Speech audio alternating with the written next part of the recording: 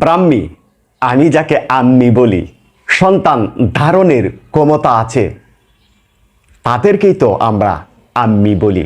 Alzheimer রোগের ক্ষেত্রে এই ব্রাহ্মী আম্মির ভূমিকায় শরীরটাকে সুস্থ রাখতে সহায়তা করে।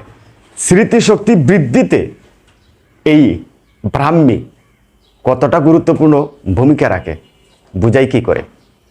উদ্বেগ নিরসনে ভূমিকা রাখে। কাজকর্মে মনোযোগ না থাকলে মনোযোগ ফিরিয়ে আনতে সহায়তা করে ব্রাহ্মী, আমি যাকে আম্মি বলি। অ্যালার্জি দূর করতে সহায়তা করে, সারিয়ে উঠতে সহায়তা করে, সুস্থ রাখতে সহায়তা করে।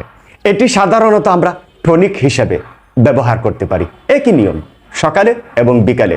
প্রাপ্তবয়স্কের ক্ষেত্রে 1.5 থেকে 2 চামচ, 6 থেকে 12 বছরের মধ্যে যদি কোনো শিশু থাকে তাহলে তাকে 1 চামচ করে খাওয়ানো যেতে পারে। উল্লেখিত সকল রোগ থেকে বের হয়ে নিজেকে সুস্থ রাখার ক্ষেত্রে, মানসিক প্রশান্তির ক্ষেত্রে এই ব্রাহ্মী এর চিকিৎসা পদ্ধতি গ্রহণ করা যেতে পারে।